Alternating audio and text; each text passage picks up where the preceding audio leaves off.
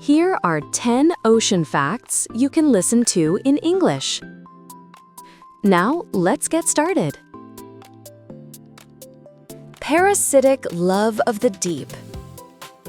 What if finding a partner meant literally fusing your body with theirs for the rest of your life? For the male deep-sea anglerfish, this is not a metaphor, but a biological reality. When a male anglerfish, which is often only a few centimeters long, successfully locates a female who can exceed 60 centimeters in length, he bites into her skin and latches on permanently. Their circulatory systems eventually fuse, and the male begins to derive all his nutrients directly from the female's blood, becoming a permanent parasite.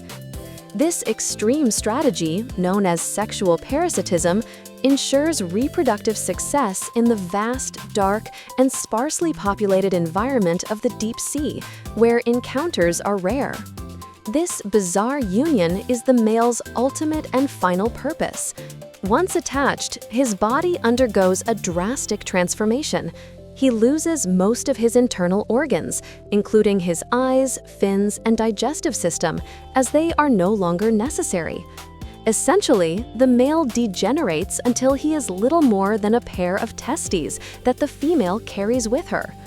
His sole function is reduced to providing sperm whenever the female is ready to spawn. It is not uncommon for a single female to have multiple males attached to her body, serving as a living, integrated sperm bank to guarantee the continuation of their species.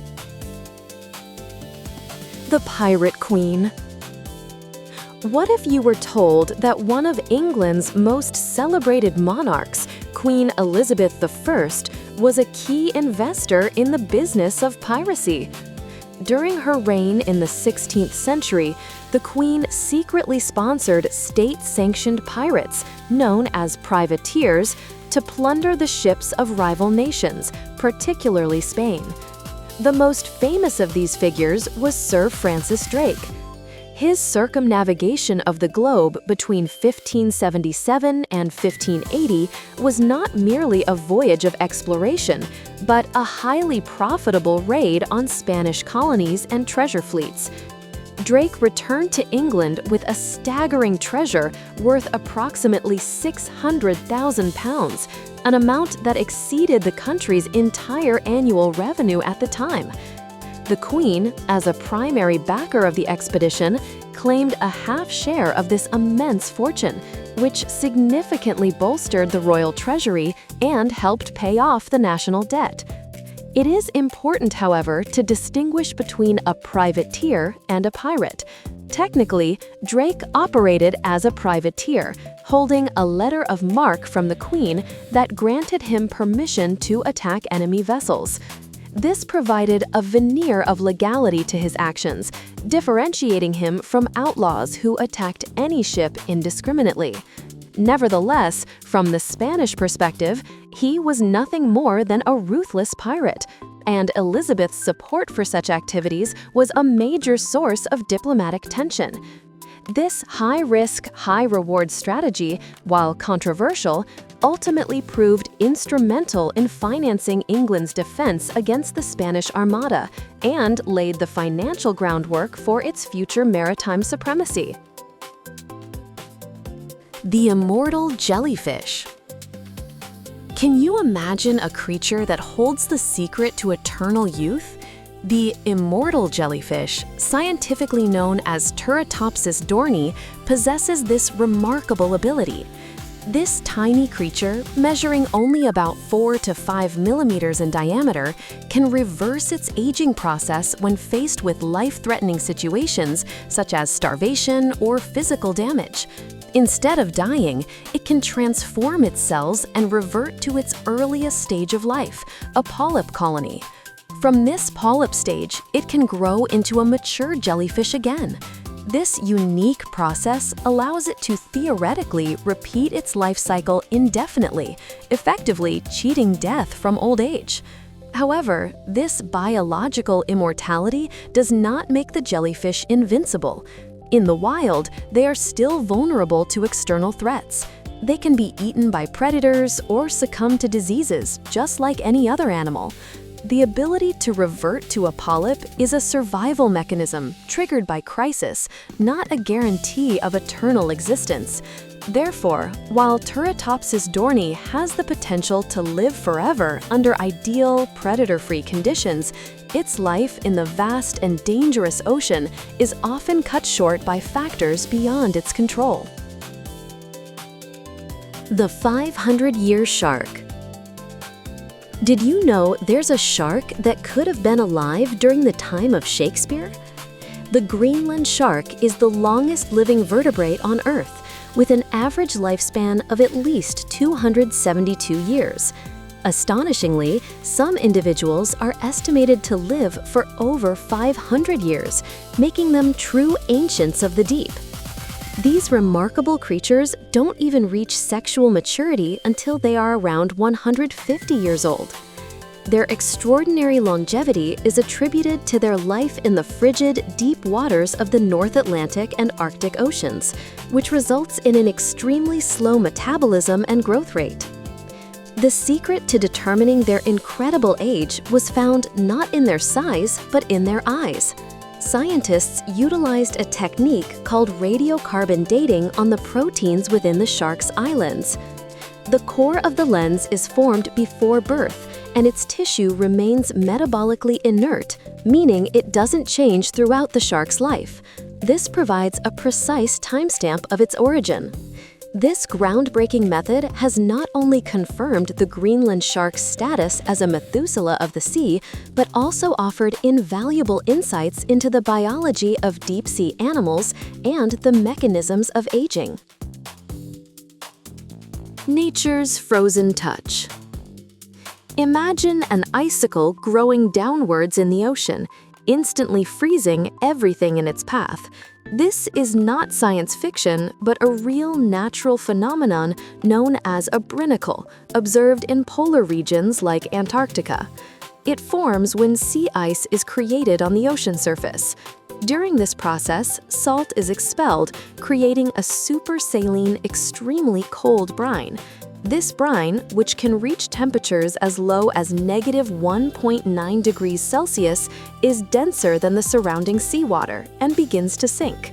As it descends, it freezes the less cold water it comes into contact with, forming a hollow tube of ice that grows downwards towards the seabed, encasing any slow-moving creatures like starfish and sea urchins it touches. While a brinicle is a lethal force for the creatures it encounters, it is not merely an instrument of destruction. This phenomenon provides a unique environment that some scientists hypothesize could be linked to the origin of life on Earth. The porous ice structure of the brinicle could have acted as a chemical reactor, providing compartments that concentrate molecules and facilitate the reactions necessary for life to emerge. This theory suggests that these icy structures, similar in function to hydrothermal vents, might have served as a cradle for life. Therefore, this icy finger of death could paradoxically hold clues to creation, representing a powerful natural force of both endings and beginnings. The ocean's deadly pools. Did you know that there are lakes on the ocean floor so toxic that most creatures that enter them never leave?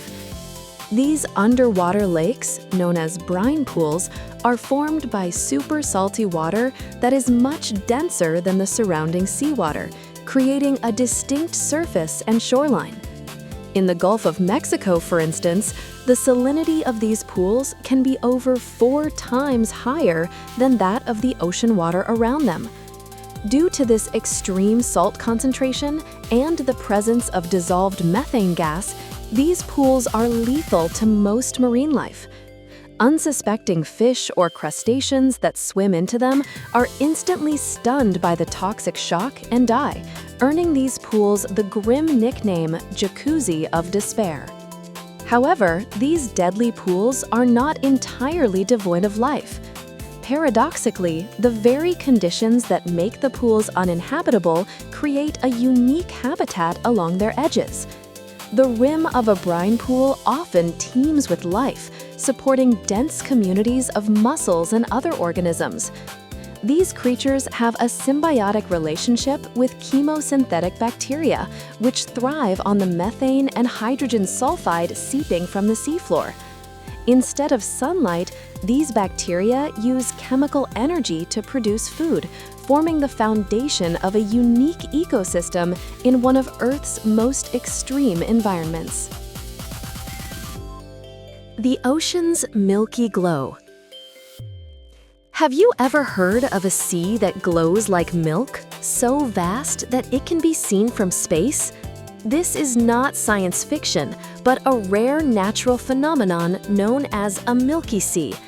Primarily observed in the Indian Ocean, these massive glowing patches of water are caused by colossal colonies of bioluminescent bacteria.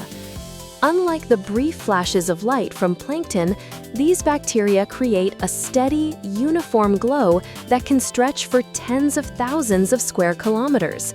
In 2005, a satellite captured an image of one such event, documenting a glowing area of approximately 14,000 square kilometers, a size comparable to the state of Connecticut.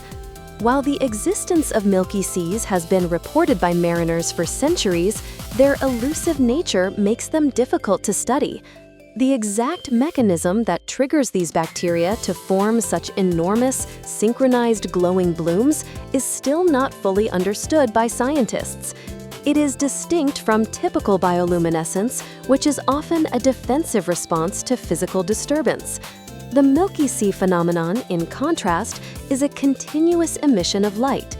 Researchers are still investigating the ecological conditions and the specific bacterial interactions that lead to this breathtaking display, leaving its ultimate purpose in the marine ecosystem a captivating mystery. The ultimate faster.